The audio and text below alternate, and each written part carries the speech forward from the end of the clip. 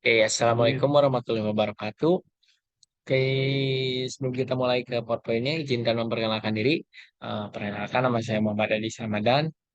Saya dari kelas A, Prodi Perdagangan Internasional. Oke. Akan membahas apa sih di video kali ini? Kita akan membahas tentang prospek ekspor kelapa sawit, impor kelapa sawit, produk turunannya, manfaat, dan lain sebagainya. Oke, tanpa berlama-lama lagi, kita langsung saja mulai ke slide yang pertama. Oke, nah apa sih itu kelapa sawit? Jadi kelapa sawit adalah sejenis tumbuhan yang termasuk ke dalam genus Elais dan ordo Araceae. Lalu untuk jenis yang paling favorit atau paling banyak ditanam di Indonesia dan seluruh dunia adalah jenis Elais guinensis. Nah, jenis Elais guinensis ini merupakan jenis yang paling banyak ditanam di seluruh dunia karena jenis ini merupakan penghasil minyak terbesar kelapa sawit di seluruh dunia. Jadi jenis ini merupakan jenis terfavorit. Oke, kita lanjut ke slide yang kedua. Nah, setelah membahas kelapa sawit, lalu apa saja sih manfaat dari kelapa sawit itu sendiri? Oke, yang pertama adalah mencegah penyakit kardiovaskuler. Nah, kenapa sih bisa mencegah penyakit kardiovaskuler? Karena kelapa sawit ini mengandung kandungan LDL ataupun LDH yang tinggi. Nah, dengan kandungan LDL dan LDH yang tinggi ini, hal ini mampu menjaga kesehatan jantung sehingga mampu mencegah penyakit kardiovaskuler. Lalu yang kedua yaitu adalah untuk meningkatkan kesehatan penglihatan. Kenapa sih bisa meningkatkan kesehatan penglihatan?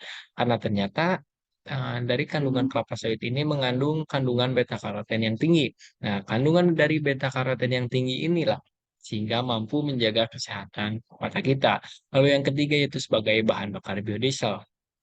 Nah, kita tahu beberapa tahun belakangan ini energi alternatif itu menjadi favorit ataupun mulai banyak digalakan di masyarakat karena energi alternatif itu seperti energi masa depan. Karena kita tahu kan energi fosil ataupun energi alam itu terbatas dan tidak dapat kita gunakan terus-menerus.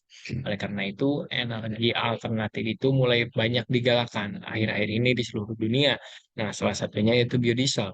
Biodiesel ini menggunakan campuran dari minyak kelapa sawit dengan persentase sebesar solar itu 70%. Nah, untuk kelapa sawitnya itu 30%. Meskipun belum terlalu banyak persentasenya, tapi setidaknya sudah menggunakan energi organik ataupun bahan dasar organik sehingga dapat diperbarui. Nah, lalu selanjutnya yang keempat yaitu bahan pembuatan mentega. Untuk bahan pembuatan mentega itu jadi ekstrak dari kelapa sawitnya itu nanti akan dicampur sebagai bahan campuran dari pembuatan mentega. Nah, lalu yang kelima yaitu bahan pembuatan lotion dan juga krim kulit ataupun krim wajah. Untuk krim wajah ini, minyak kelapa sawit ini mengandung fatty acid salt. Nah, kandungan dari fatty acid salt inilah yang bermanfaat untuk wajah, yaitu untuk membunuh kuman dan mengangkat minyak berlebih. Nah, sehingga dapat dimanfaatkan sebagai krim wajah. Nah, untuk lotion itu membentuk seperti barrier atau penghalang sehingga kulit menjadi tidak mudah kering. Itulah beberapa manfaat dari kelapa sawit. Untuk produk turunannya itu seperti minyak. Tadi saya sudah singgung juga untuk biodiesel, mentega, lotion, krim, dan banyak produk turunan lainnya. Nah, kita lanjut ke slide selanjutnya. Lalu bagaimana sih sawit bisa masuk ke Indonesia? Sejarahnya bagaimana? Nah, oke. Jadi pada abad ke-18 ini, empat bibit dura masuk ke Indonesia yang dibawa dari Bourbon Afrika ataupun Amsterdam. Dia campur jadi dari ada yang Amsterdam dan ada dari Bourbon. Pada abad ke-18, tepatnya pada 4 Februari 1848, yang dibawa oleh Dokter D.T. Price. Nah, jadi bibit dura ini rencana awalnya tuh untuk sebagai hiasan ataupun tanaman penghias di Britain Zoo Botanical Garden. Britain Zoo Botanical Garden itu merupakan taman ataupun kebun yang kita kenal sekarang itu sebagai kebun raya Bogor. Nah, setelah 5 tahun ditanam, ternyata kelapa sawit ini menunjukkan hasil yang positif. Nah, akhirnya Belanda melihat potensi lebih. Bibit sawit pun disebar di beberapa daerah di Indonesia, yaitu ada di Sumatera, Kalimantan, Jawa, Sulawesi, dan Nusa Tenggara. 5 tahun kemudian pun menunjukkan hasil yang positif, dan sejak saat itu pun perkebunan-perkebunan sawit di Indonesia mulai dibuka. Tapi dari tahun 1850-an sampai 1945 bahkan setelah Indonesia merdeka pun sawit belum begitu menjadi komoditas utama karena terhambat pertumbuhannya ataupun perkembangannya oleh Perang Dunia dan lain sebagainya. Oke. Nah, setelah pada 1960, yaitu pada Replita ke-1, mulailah dari situ sawit mulai diperhatikan dan potensinya dikembangkan lebih jauh. Itulah sejarah singkat sawit di Indonesia. Lalu bagaimana untuk produksi sawit di Indonesia? Kita lihat di sebelah kiri ini ada untuk potensi ataupun produksi sawit di Sumatera itu ada 10 titik dengan rata-rata produksi itu di setiap daerahnya itu jadi rata-rata kan di 1 jutaan ton ke atas untuk produksi di tiap tahunnya. Dan kedua terbesar ada di Kalimantan, lalu di Jawa juga ada, di Sulawesi, Maluku, dan Papua Barat dan Papua Tengah. Ini data diambil pada tahun 2018. Oke, kita lihat langsung ke slide selanjutnya. Pertumbuhan ekspor Indonesia. Jika kita lihat, oke sebelum ininya, untuk yang berwarna hijau ini merupakan nilai dari FOB US dollarnya. Nah, untuk yang berwarna biru merupakan nilai dari yang berwarna hijau nilai FOB dan berwarna biru merupakan nilai dari beratnya. Nah, jika kita lihat dari data 2012 sampai 2021 itu, jika ditarik garis lurus, sebenarnya menunjukkan peningkatannya yang cukup signifikan, baik dari berat maupun dari nilai FOB-nya itu sendiri. Namun perjalanannya tidak begitu mulus, terdapat ada kenaikan ataupun penurunan. Nah, untuk penurunan terendah ini dari nilai FOB ini ada di tahun 2019. Nah, untuk angka tertinggi untuk berat dari tonnya itu ada di 2019 juga. Nah, kita lihat pada 2017 cukup meningkat, namun menurun cukup drastis hingga ke 2019 dari segi nilai FOB. Hal ini dipengaruhi oleh nilai valuta ataupun nilai dari mata uang Indonesia dan terhadap dolar itu sendiri. Nah, setelah itu pun mulai meningkat dari 2019 ke 2021 dan puncaknya mencapai nilai FOB ataupun nilai tertinggi pada 2021 dibanding 10 tahun ke belakang.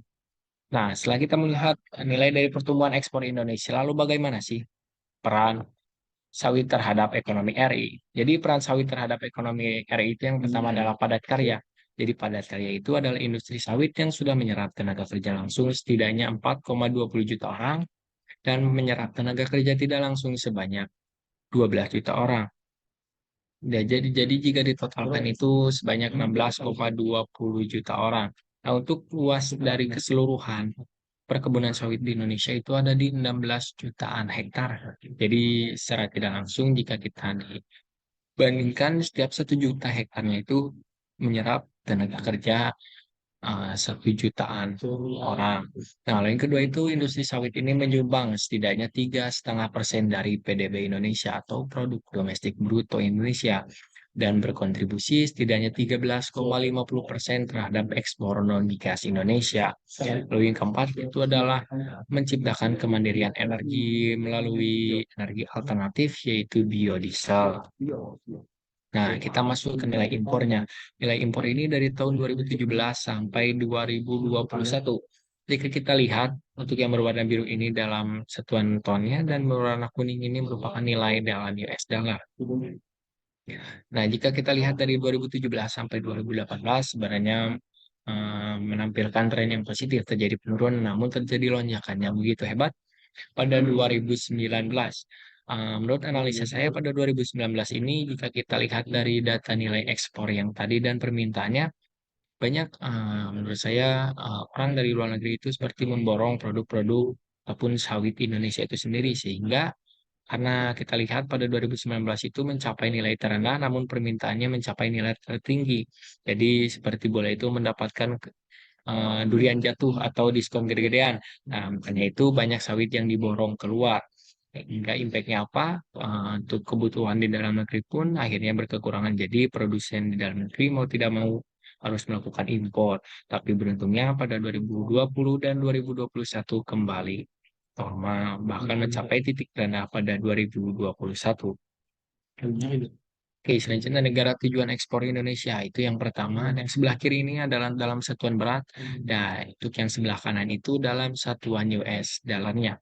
dalam nilai FOB-nya. Atau yang sebelah kiri, negara favorit dari pengekspor ataupun tujuan ekspor Indonesia itu ada India, yang kedua itu ada Tiongkok, yang ketiga ada Pakistan, yang keempat ada Belanda, yang kelima ada Amerika Serikat. Untuk India dan Pakistan bisa dibilang permintaannya setiap India dan sorry India sama Belanda. India sama Belanda itu jika kita lihat dari tahun ke tahun permintaannya semakin menurun, tapi untuk Tiongkok, Pakistan dan Amerika Serikat bisa dibilang permintaan tiap tahunnya stabil. Nah, kita lihat dari total beratnya itu tiap tahun itu dari 5 negara tujuan ekspor ataupun tujuan ekspor Indonesia itu menurun. Namun dari segi FOB-nya itu tidak selamanya menurun, bahkan mencapai nilai tertinggi pada tahun 2021. Oke, kita ke slide selanjutnya.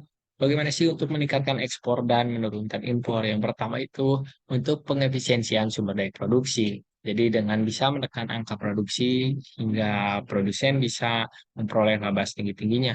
Kedua, membebankan pajak tinggi terhadap barang impor sehingga barang impor bisa ditekan untuk masuknya ke Indonesia. Lalu yang ketiga, peningkatan kualitas produk kelapa sawit.